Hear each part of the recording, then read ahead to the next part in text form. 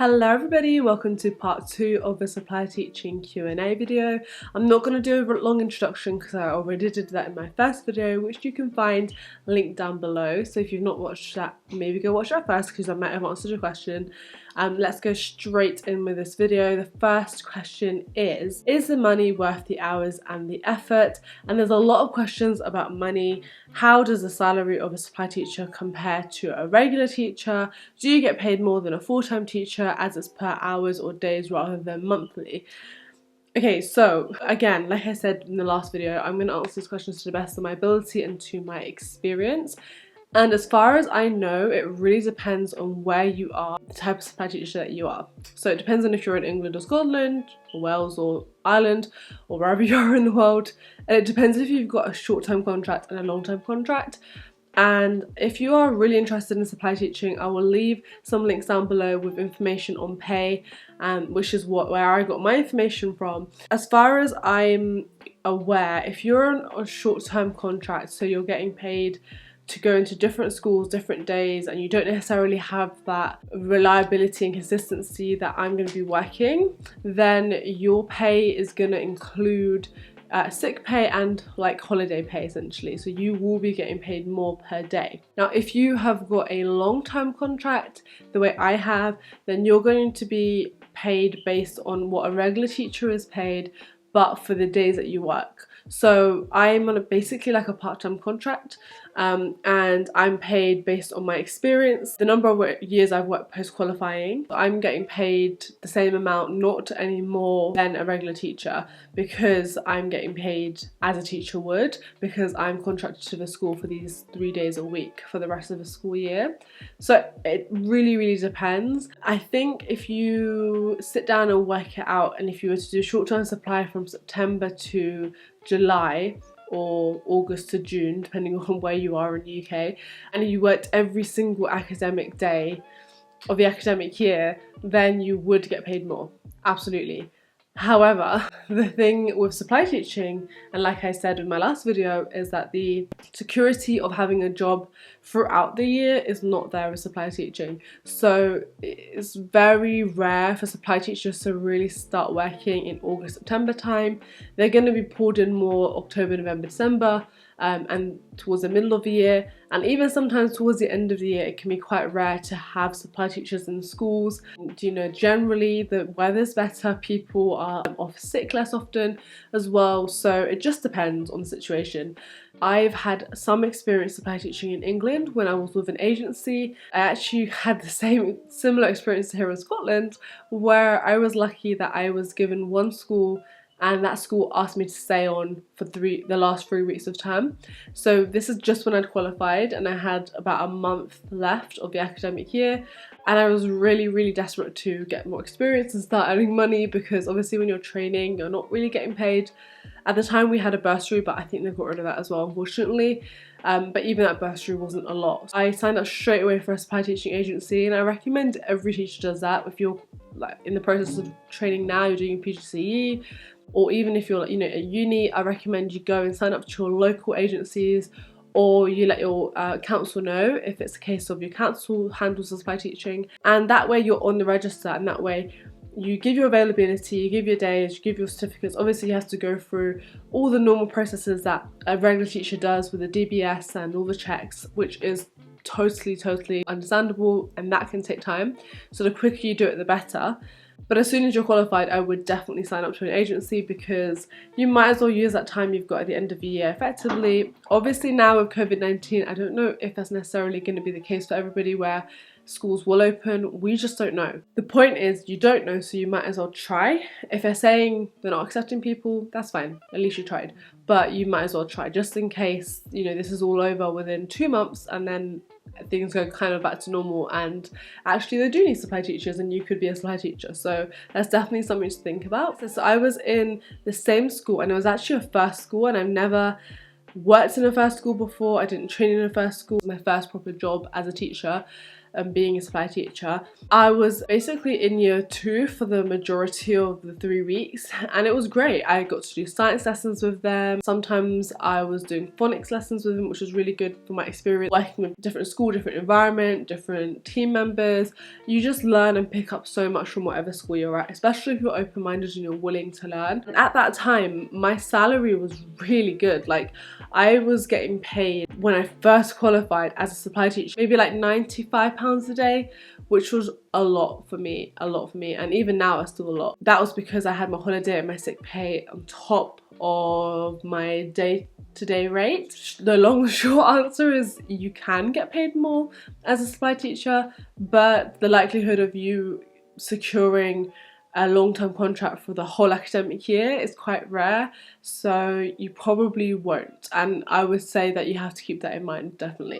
Okay, somebody says, is an undergraduate degree necessary as a prerequisite for supply teaching, and are there any other qualifications?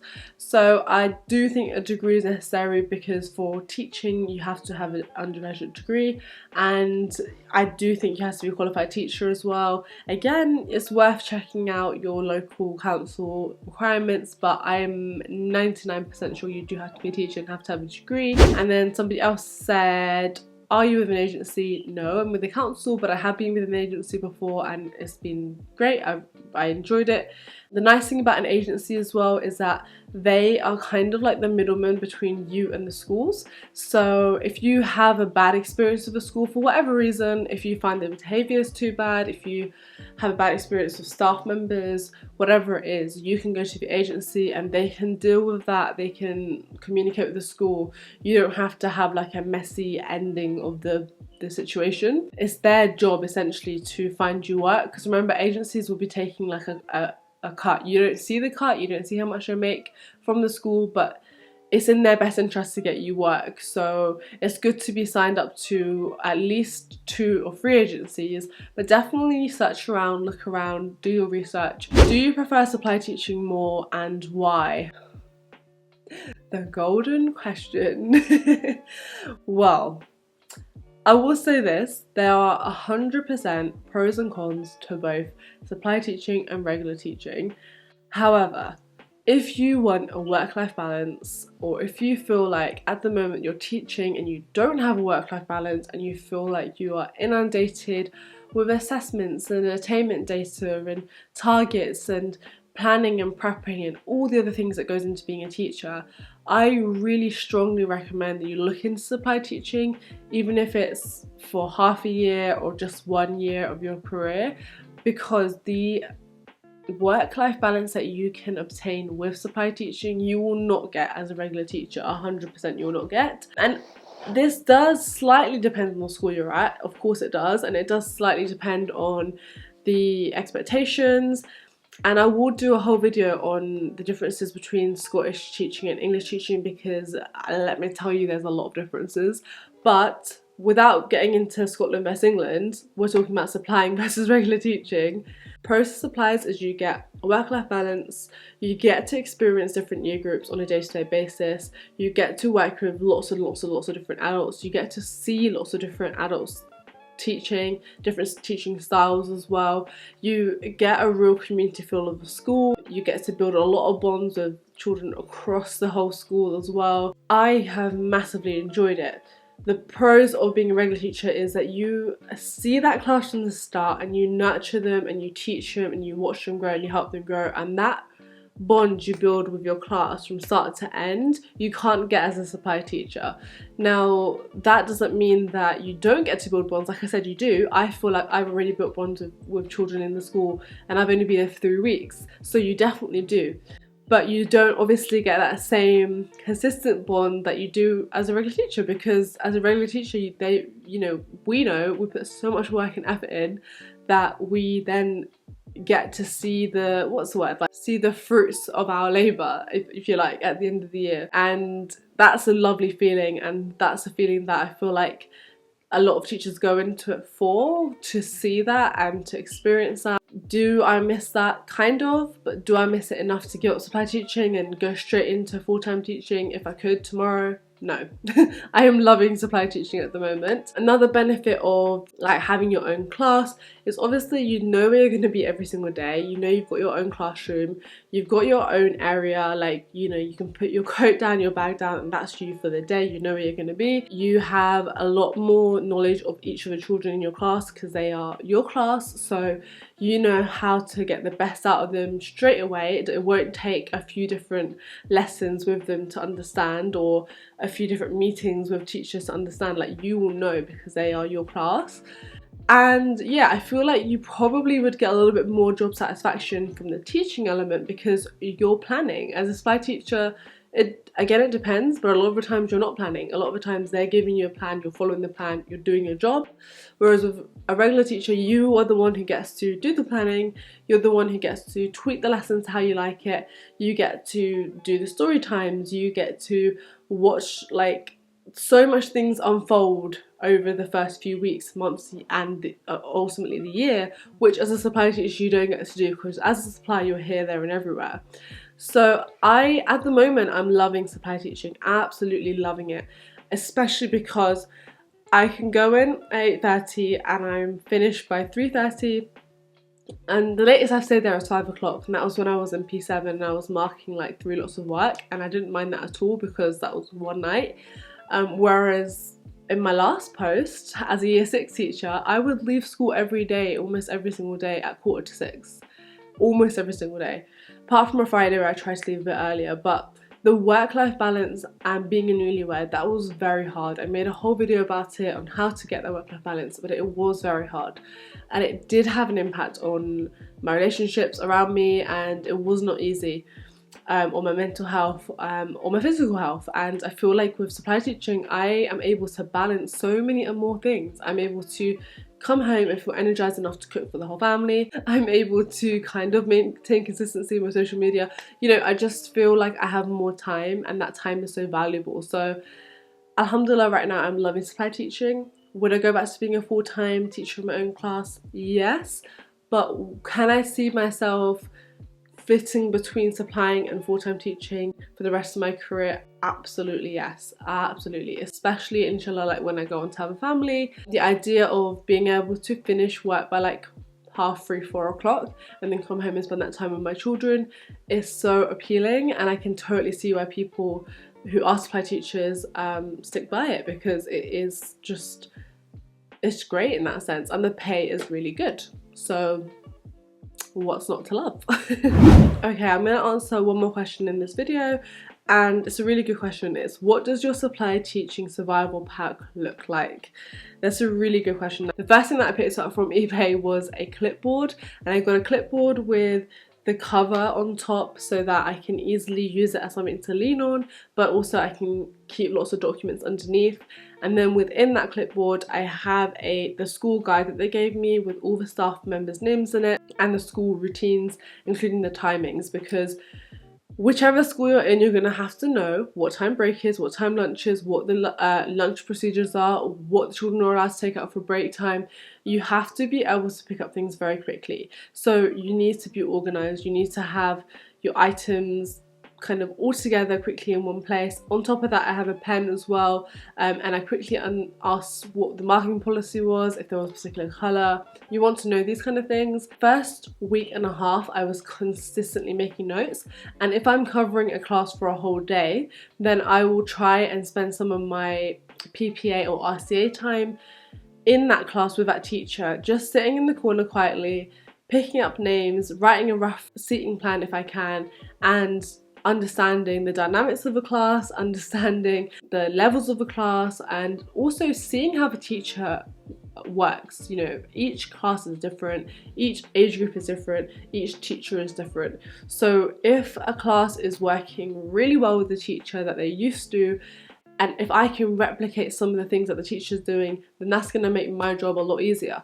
For example, if a teacher is standing there with their hand up and the class knows that that is a sign to stop and respond, then that's a good thing for me to pick up and do. If a teacher does clapping, then that's a good thing for me to do. So I think being a supply teacher, you have to be very adaptable. You have to be able to understand that each situation and scenario and each hour of your day is going to look very different.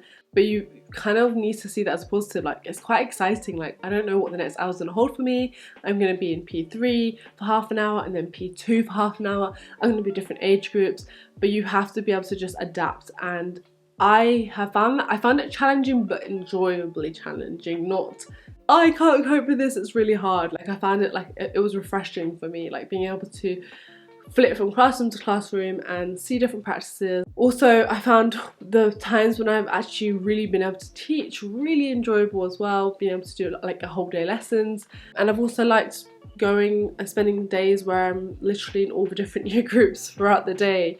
Really interesting too. So the supply teaching pack is pens, definitely. I have at least one in each pocket and one on my clipboard. My clipboard's really important.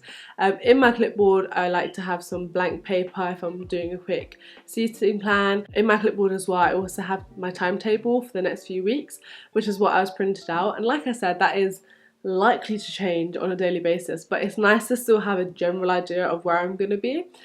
And around this timetable, I have made notes and notes and notes and notes, lots of different notes. I think it's also a good idea to, if you can, have some things printed out from Twinkle or another site like that, which you can use as quick time fillers or quick activities, and then also do your own research, which I have done, and have a list of different things you can do to fill in time. Is a list of time filling activities, I Spy, heads down, thumbs up, all these different activities, table games, splat, these sort of things which I can do with the class, which quickly engages them, which quickly gets them learning and listening, and which fills in time. So as a supply teacher, you need to be able to just fill in that time really, really quickly. The other thing I would say is just general tip is, if you can, and I know it's hard, you can't always do this, but if you can, if you've got the time, try and get to a classroom a little bit early and just look around. And there's a lot of clues on the walls around you about the organisation of the day.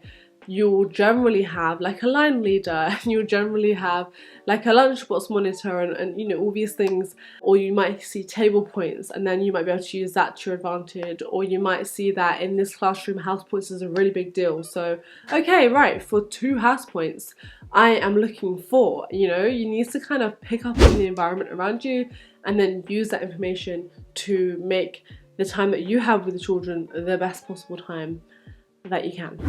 Okay, I hope this video was helpful for you and I hope it wasn't too long.